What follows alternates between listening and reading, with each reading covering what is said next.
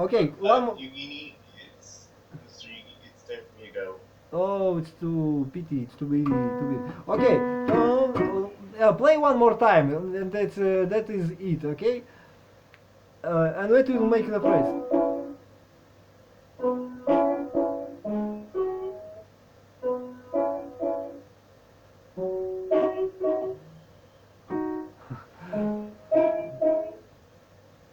Да, okay, you can make your own. Okay, I got it. Yes. Yum, dum, and now change. And now melody, melody, melody, dum, dum. Change. Melody, melody, melody, melody. Now changing bases. Now I get chorded, chorded, and now get grand chorded. And make a pause here, okay, and I go like a surprise it, yes.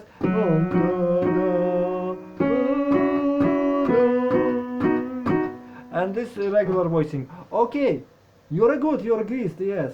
I like it. Hopefully, yeah, sounds more like music, and you're original, yes.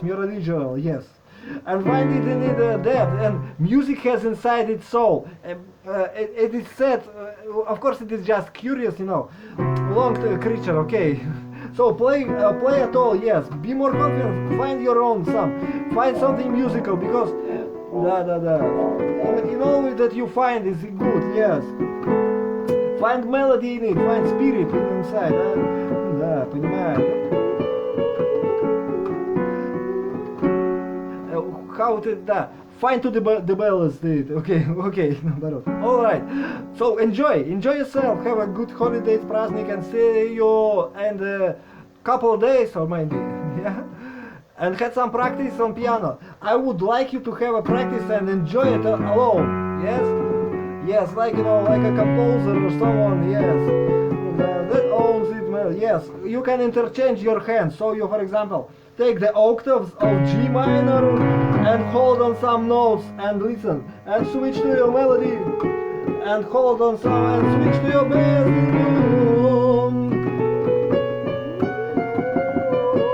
And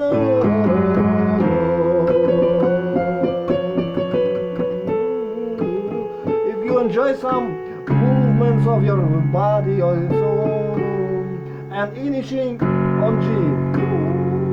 And that's how it goes, okay? To enjoy, to feel your grasper, yes? Yes, or just bottom, you change the bottom intervals.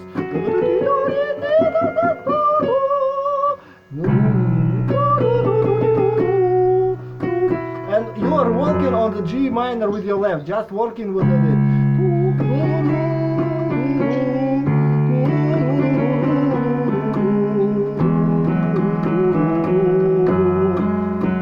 Understand how the phrasing works. You have to finish in G. So what? Okay. Sorry for interruption, for long study. Okay.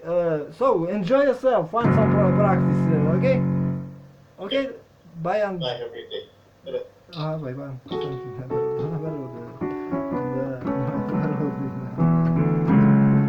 Bye. Bye.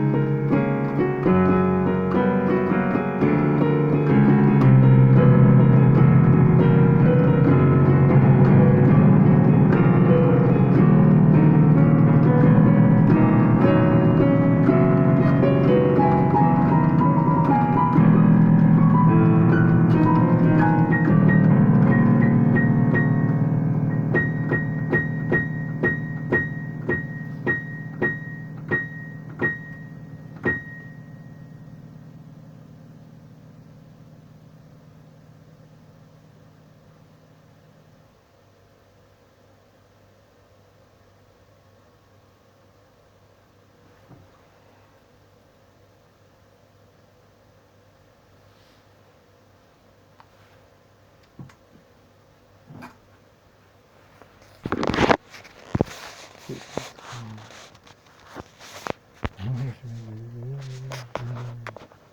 наоборот. Вот оно, это имею в виду. Ну так вот играй сюда, да.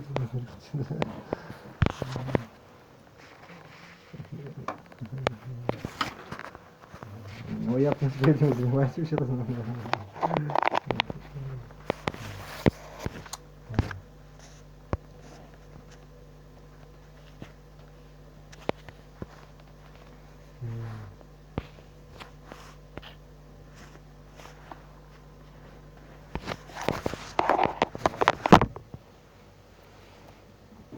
Спасибо вам, спасибо.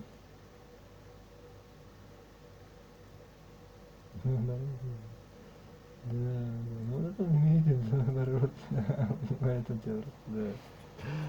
Ну а что, учись давай, учи давай.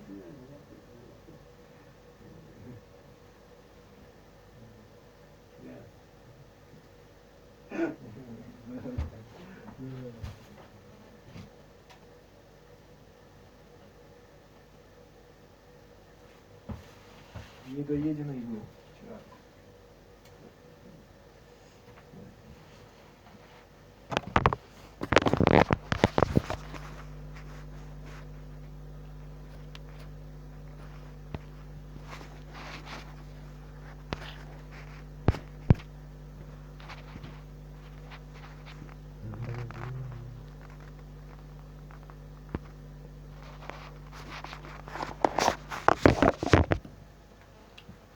Ну вот это и было.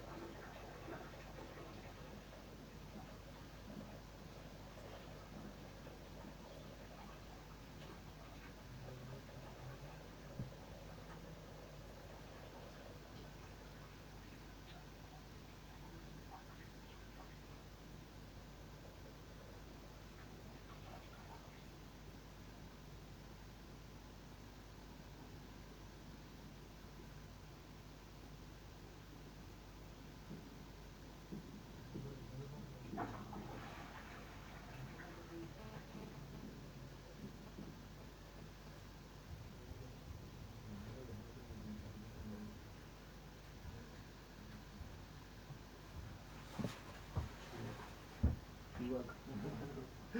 Я просто понял, что вот так вот, да,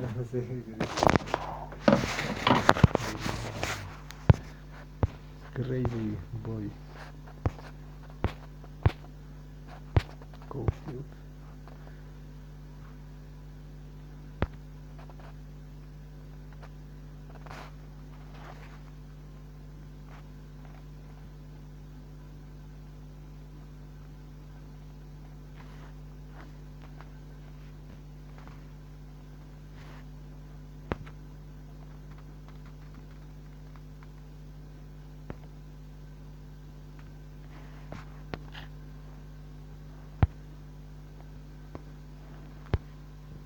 Бураметр.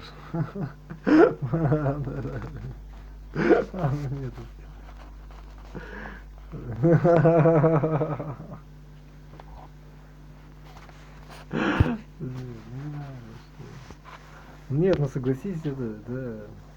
Женщины прекрасны, но только когда они не мужественны, да. Когда они неподвижны. Даже не туда, типа, да. Вот реально как какие-то святыни, понимаешь? У них какой-то вот есть, как бы, портал, да, понимаешь, да? Откуда дети упадут, ну, наверное, как-то так. Мы и я оттуда пришли, как бы, хер его знает вообще, как так получается, непонятно. Нет, так просто. Нет, ну реально, ну, как бы, какие-то вот нет мира сего, как будто бы, да, ну, должны быть, по идее, да. Лучше бы такими были, да, понимаешь. Да, понимаешь. Да, это как бы, да.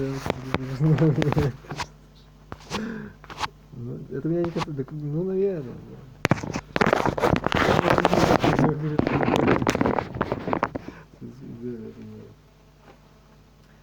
Государство государствами, как бы, сказать, жизнь жизнью, как говорится, да.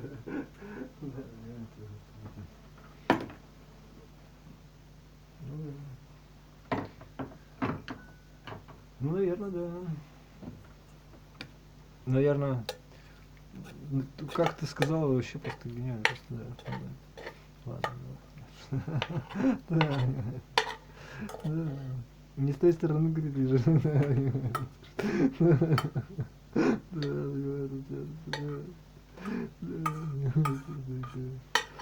Не знаю, доброта, злая просто все. Только починиться, да, починиться. Ну, это он себе так говорит.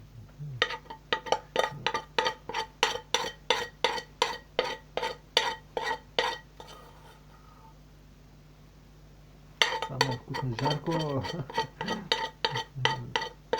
Вкусное, да.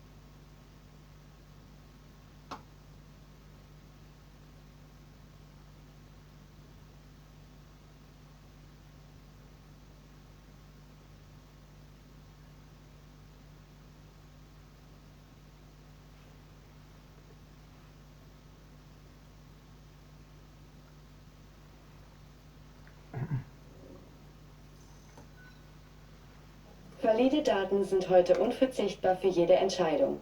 Aber die Suche danach gleicht oft einem Tappen im Dunkeln, denn sie sind ungeordnet und im Ganzen... いろんな方に評価していただいているというのは自分自身というよりもやはり自分の育った環境やお父さんお母さんあと斉藤さん、お客さん、周りの人に恵まれたというところが大きいと思います。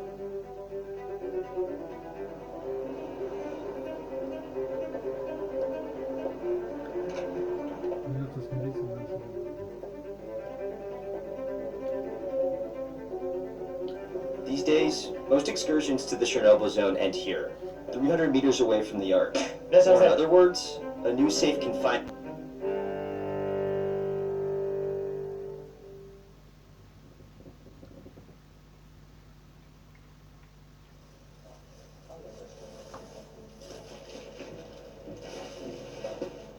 Aidoma 寿司で出す魚は基本的に赤身、白身、あと光り物というふうに分けて出してます。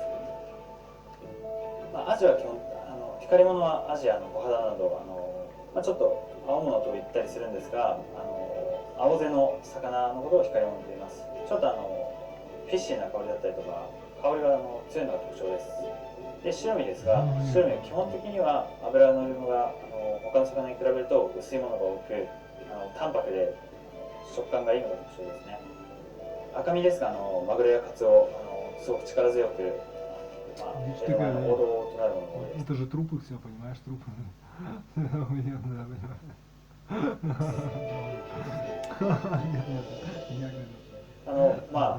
同じ分類分けで光り物とか白身赤身というふうに分けられていてもやっぱ魚それぞれ個性持ち味が違うので味食感が違うのが魚の面白いところ。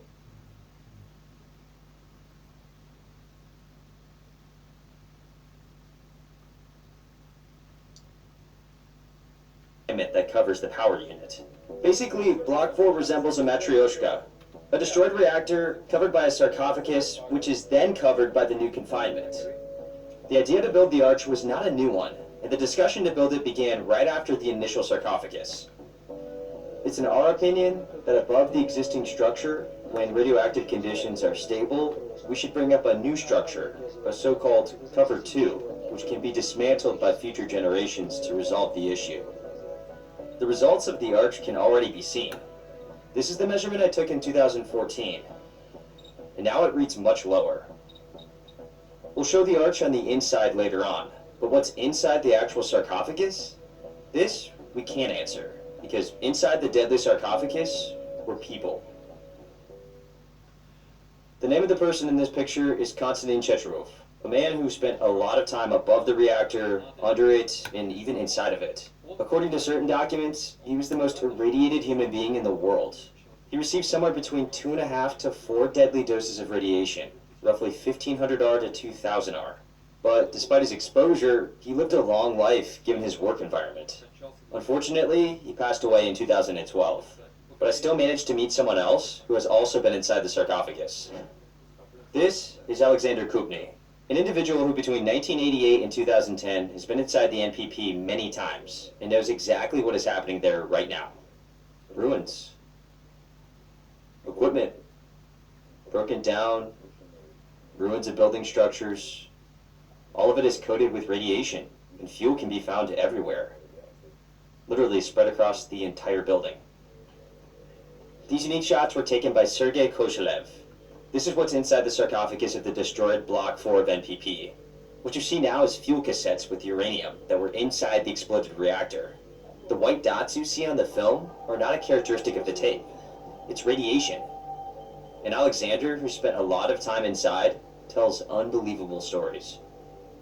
Radiation can't be seen, but you can see it on film. Photos and videos. You can taste it. Strontium has a metallic taste, and plutonium, based on the words of those who worked in Chelyabinsk where it was handled. A friend of mine used to work there. Unfortunately, he died of cancer. But he did state that plutonium is sweet. Whether you believe it, I don't know, but you can taste it. You can also smell it. Speaking to Checherov, I said that it smells like ozone, and he said that, yes, by ozone, we define the level of radiation intensity. Once you sense ozone, you've got to run, because it means there are levels of over 1000 R per hour. So, air gets ionized. So, in a half an hour, you get a deadly intake. Maybe a little bit more. That's how by the smell, liquidators measured radiation. Alex is a photographer, and today I get an opportunity to show you his unique shots. The green wall on the left is the reactor's roofing, weighing it at 2,000 tons, nicknamed Elena. It blew off from the explosion and was cast aside. Alex also documented underground rooms. These stalactites are frozen nuclear fuel that leaked via steam pipes and froze under the reactor. This is the most famous fuel drop, a so-called elephant foot. It emitted 14,000 R per hour in 1986. It looks like an elephant's foot, hence the name. Ah, that makes sense. I see it. The people who discovered it said, "Oh, we found such a beautiful thing down here." The people always tried to see beauty in the surroundings because it keeps you positive. That could be why down there we find octopus beam, mammoth beam, mice nest, dog shed. These are all names? Yes, they're all names of constructions. People named them and personified them. Alexander Kupny shot video of fuel cells under the reactor. Now, you see that same reservoir where water had to be released by the Chernobyl divers. Part of the fuel ended up here at the time, when the reservoirs were still full of water. Luckily, there was no explosion. An explosion that Valery Legasov was so worried about, and this melted fuel just froze. Nonetheless, it's still dangerous. It'll be dangerous for a very long time.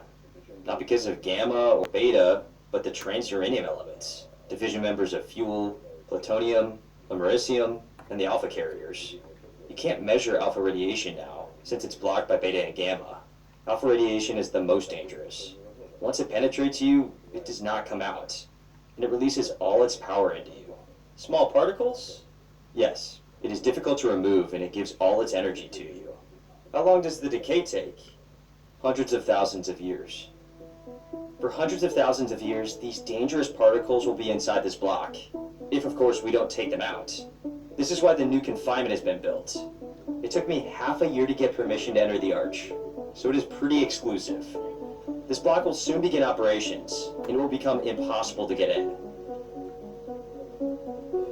It is the only place where you can see the old sarcophagus. And here it is, a stone's throw away from me. So let's talk about the arch now. It is currently the largest moving structure on land, with a height of 110 meters, width of 257 meters, and weighing 36,000 tons.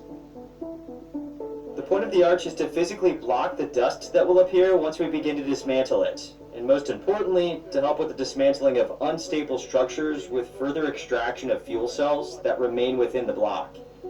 To aid in deconstruction, the arch is equipped with machinery and cranes that can lift 50 tons. And so they could work with contaminated structures, separate rooms were installed. Still, it's hard to predict when this work will be initiated. The ultimate goal of this entire additional construction is to get rid of all the waste that is currently in Block 4. But how this will be done, and when, is still unknown, since there is no technique to make it a reality. This is why the arch is basically only temporary insurance that will function for the next 100 years. It secures the old structure and sarcophagus that is nearing the end of its life expectancy. Within this given period, it will either be us or our children who will have to remove the fuel cells out of the ruins of NPP.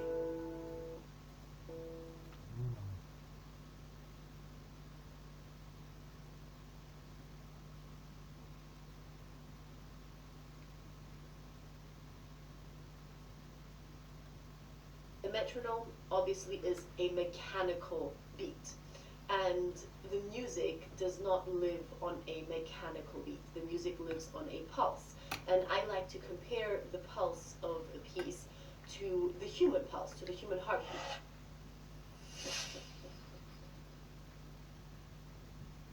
Hi, this is Danai, and today's video is all about whether or not, and especially how, you should be using the metronome when you are practicing the piano. Music is made up of 3 different components: melody, harmony, and rhythm. And actually a very famous composer once said that the most important of these components is rhythm. Rhythm is what makes music music. So the metronome obviously is a tool that helps you with rhythm and can therefore be a very powerful tool, but one should definitely be careful and know how to use it. Using the metronome is kind of a controversial subject in piano practice. I know that there are experts that are advocates for using it basically all the time, non-stop, and there are also other experts that are advocating to not use the metronome at all because it robs you of your natural pulse and rhythm. I personally can say that I have Уже придумали, что подарить близким? Если нет, то я к вам с отличной идеей. К Новому году на Puzzle English действует особенная скидка. Тариф премиум ультра стоит 9990 рублей. Доступ ко всем упражнениям, урокам. had phases in my piano practice where I have used it a lot, and also phases where I almost haven't used it at all, and I found both quite useful. So I would definitely say that it depends on the phase you're in, on the stage you are in, what you're actually trying to achieve with the piece at that moment. But I would say that the metronome can be a very useful tool that can help you immensely in your piano practice. First of all, I want to say that the metronome obviously is a mechanical beat, and the music does not live on a mechanical beat. The music lives on a pulse, and I like to compare the pulse of a piece to the human pulse, to the human. Depending on how we breathe, actually everything influences our heartbeat and the speed of those beats. So I like to compare that, the human heartbeat, to the pulse of the music, to the pulse of a piece, because the pulse of a piece also is very flexible. Yes, there is the basic underlying rhythm, which is incredibly important to have, but it definitely never is like a metronome would be.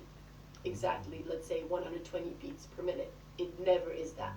It always breathes, it goes up and down naturally, just as the human heart would. So having said that, and having that in mind, I still think that using the metronome can be very helpful.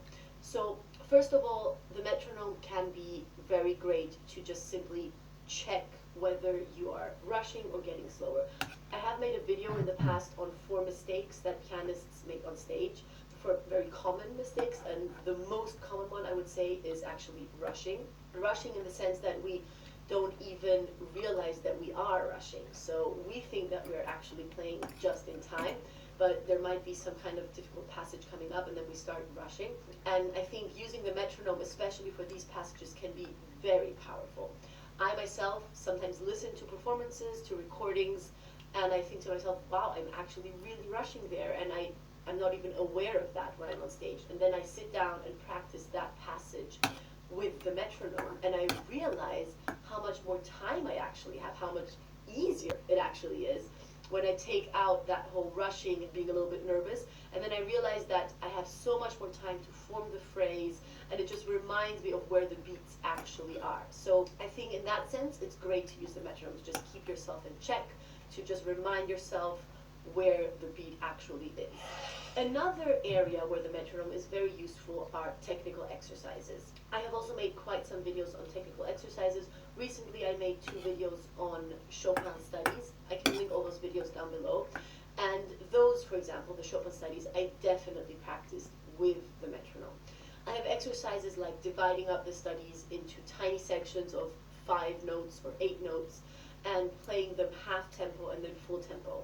When you do this without a metronome for the entire study, you most definitely will not maintain the same tempo throughout the entire exercise. So there I find it is incredibly helpful to have the metronome, because when you're doing this exercise, the goal is not to have that human heartbeat, that pulse that I was talking about, but the goal is to actually make sure that your fingers are incredibly even and that every note has the exactly same length. So there